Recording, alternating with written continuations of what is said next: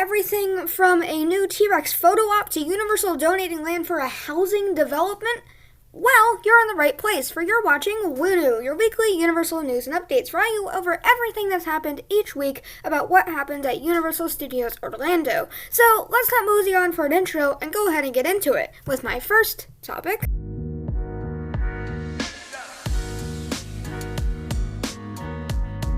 General news, where a lot of stuff that outside of the parks has surprisingly happened. So, starting us off, Universal donated 20 acres of land to a project where affordable housing is being made by International Drive.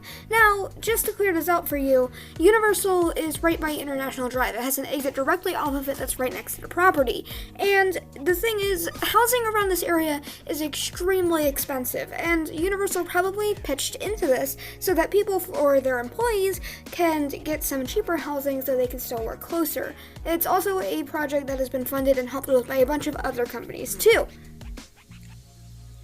Now for this, the Universal creative team will be working with a company called Wendover to design the housing and just make it look cool. I obviously don't think that these are going to be like Universal themed houses or anything, but Universal wants their pitch into it because they donated their land, which makes a lot of sense when you think about it. Also, Universal has now supported a #IGotMyShot, a movement that is to help people to get vaccinated so that we can reach herd immunity to coronavirus in Florida. Now, in Florida, a very small amount of people are vaccinated, which is partially because people just aren't getting vaccinated, partially because people can't get vaccinated, and also partially because of how many people actually live in Florida. Either way, they're helping to support this, and this movement helps debunk vaccination myths and all of these things, so it's good that they're supporting this. Something that's also out of the park but is kind of funny is a man was arrested for spending over $62,300 on Universal Orlando Resort packages and tickets with credit cards. Stolen credit cards, I want to add. He was met by the Secret Service in Volcano Bay, sentenced guilty, and sent for 3 years in prison. More than $30,000 needed to be paid back to Universal and 3 years of supervised release. Now, actually in the parks, Camp Jurassic reopened on Saturday for the first time since the park reopened. Now, the ropes are roped off, but they were blocked off pre-pandemic too. Also, team members were counting the amount of people in the area, but due to lower crowds, say there is currently no need for a capacity. Now, signs were also in there reminding guests of safety protocols were also put around the site. So another huge announcement, Grad Bash was said to be coming back in 2022, along with Grad Venture for middle schoolers. Now, Grad Bash will be on April 1st, 2nd, 8th, 19th, and 30th, where Grad Venture will be on May 6th, 13th, and 20th. Now, I quickly want to go over something, which is that people who are in 2021 are kind of annoyed because Grad Bash, it's before when Grad Bash would actually happen this year, and I can understand their frustration. Also huge, team member outfits for the Jurassic World VelociCoaster were released, showing us a Jurassic World grayscale button-up shirt and a Raptor/VelociCoaster themed mask. Now this is actually the first attraction in Universal to have a themed face mask for cast members, and it also seems that a Jurassic World hat can be worn with the uniform if the cast member wants to. Another huge thing, on Wednesday, Men in Black had its 21st anniversary of being open. About a month or two ago, it had a certain amount of riders. I believe it was 1 million? I might have a few zeros off here or there. I'll probably link the video. But yeah, this is a huge accomplishment for this ride. So good job, Men in Black, for being 21 years old. Also, a tech was seen at the end of Fievel Playland Slide. Now this doesn't seem big, but this playground's actually been closed for a while, which means they could be planning to reopen it like they did with Camp Jurassic, because that's a kids area, so they might be reopening Fievel's Playland, which is a kids area, in the Studios Park.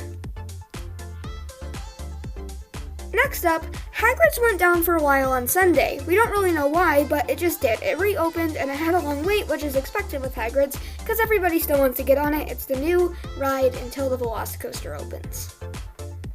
Speaking of the VelociCoaster, it actually tested this week, which you can see here. Now, this is not a rarity. It tests almost every day of every week now. However, it did happen, which is why it's here. And finally for this topic, the park's hit capacity on Saturday, which is actually much better than the past weeks, and it makes sense because the general spring break time is now over. Originally, it was hitting capacity almost every day, whereas now it's not as much, and like I said, it's because spring break is pretty much over everywhere. So that is a very important and big topic, but we can talk about other huge things that have not been around for quite a while in my next topic.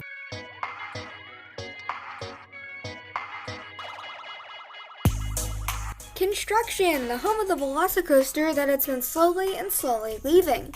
So, starting us off, where we saw the beginning structure for a photo opportunity over a construction wall in the old Jurassic Park smoking area, bamboo was added, and this covered up the structure that we originally saw. However, later in the week, the T-Rex reappeared over the frames, making a return for its photo op. You could see it over top the walls.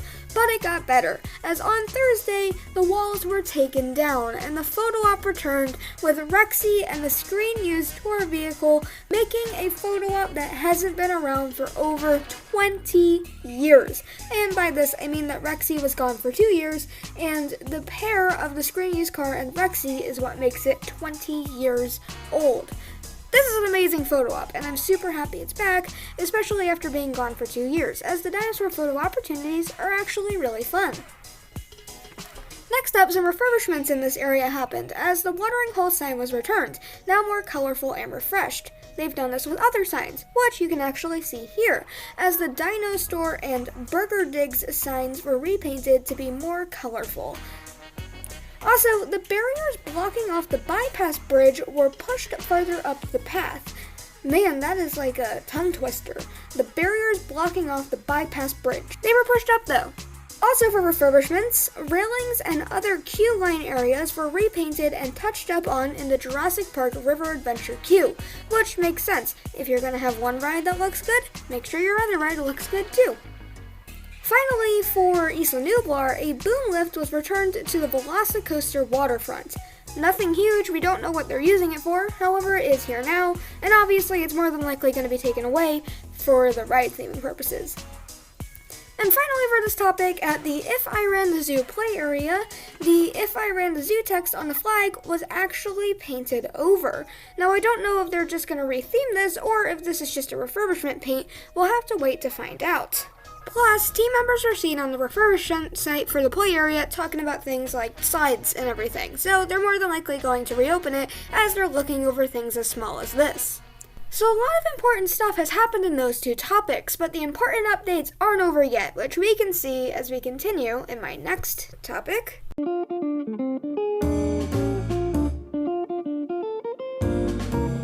City Walk, where a bunch of new food has actually become available. So the Riverfront Bar across from Big Fire now sells appetizers, which is meat and cheese sampler, a Capri salad, and a wine snack pack. It also sells cocktails, a 1925 Mimosa Old Town Punch, Desert Mule, Riverfront Bumble, and a Frescato, and wines, Handel Jackson Carnery, Vienna Moscato, Fentanyl Prosecco, Gieldens Sauvignon Blanc, Mark West Penier Noir, and Went Cabernet Sauvignon, along with a Soko Blaster Evolution Red.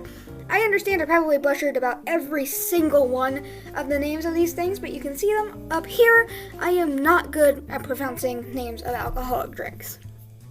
Also, some more lighting was added outside of the new Universal Studios store, and along with this lighting came some new decorations on the outside of the store that I also believe light up. It looks cool that they're adding this to the store, and I'm happy that they do. It looks amazing already, but whatever they can add to make it look better, they should do.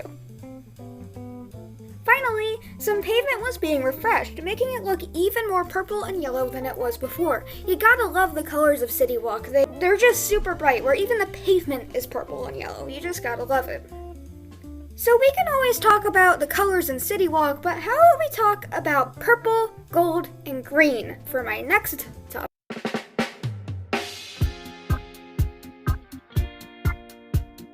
Mardi Mardi Gras, the topic that as long as Universal keeps extending the event will keep coming back to my videos. So this week, Mardi Gras signs now just have the dates colored over. Originally they had dates for it and they kept getting changed and changed for how long the event was happening, and I think Universal has finally realized that they're going to keep extending it. And this could hint that it's going to be keep extending, or they just didn't want to keep putting budget into making the signs look like the event's going to be longer or actually end. It's kind of funny that they did this because this shows that they're actually not that sure if it's going to happen again, or just that they don't want to put money into it because they've already done it twice. And the second thing for this topic is that a piece of Mardi Gras tour that had actually fallen over during a storm last week was put back. Nothing huge, but it happened, and it's interesting to see what this happens because things like wind blowing stuff around doesn't happen that often in Florida. However, here over the past 2 weeks, we've gotten rain, and more rain. So it's cool to see how the parks end up having to react to this.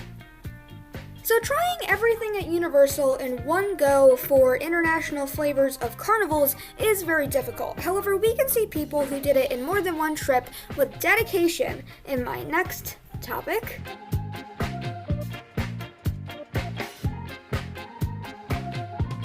UOAP news, because you have some very dedicated people that have passes to Universal Studios Orlando. So this week, there's only one update, which is that the May button was revealed, and it is a Jurassic Park pin of a raptor and an egg. This is similar to the Jurassic World opening scene. We don't know what the joke on the back of it will be yet, however, this is actually a really fun look. Not sure why they would choose it for this month, there's nothing that signifies it, but it doesn't have to be that. I think that next month's pin might be a Mardi Gras will never end pin. That's just my opinion though. Fun pin. Good job, Universal. So that's actually most of the topics from this video. However, we do have one more, so let's go ahead and look at my final topic.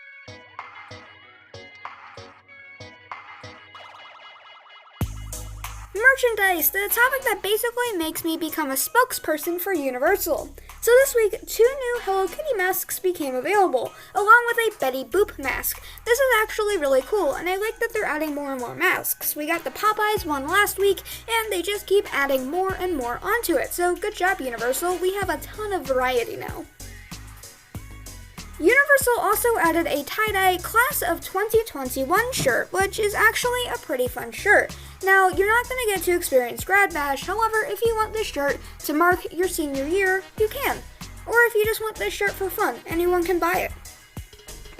Also, hand sanitizer bottles now have Universal stickers on them, which is pretty cool. They used to have a different kind of sticker, I believe, that wasn't Universal themed, so it's cool that they added this to their hand sanitizer now. Finally, the online store added Dumbledore quote, pillows, mugs, journals, and coasters, which this was all in the new studio store, and some other stuff went in the online store last week, I believe, for the Dumbledore line, so it makes sense that it's all here. So that's actually everything that I can find in Universal Studios Orlando this week. Compared to my past videos, this one's actually quite short, like 5-minute shorter type of deal. However, thank you for watching all the way through. You're a living legend if you've made it here, and I normally ramble on a bunch in my intros, but I think I'm gonna cut it here for this one. So, thank you for watching, and this is Wunu, signing off.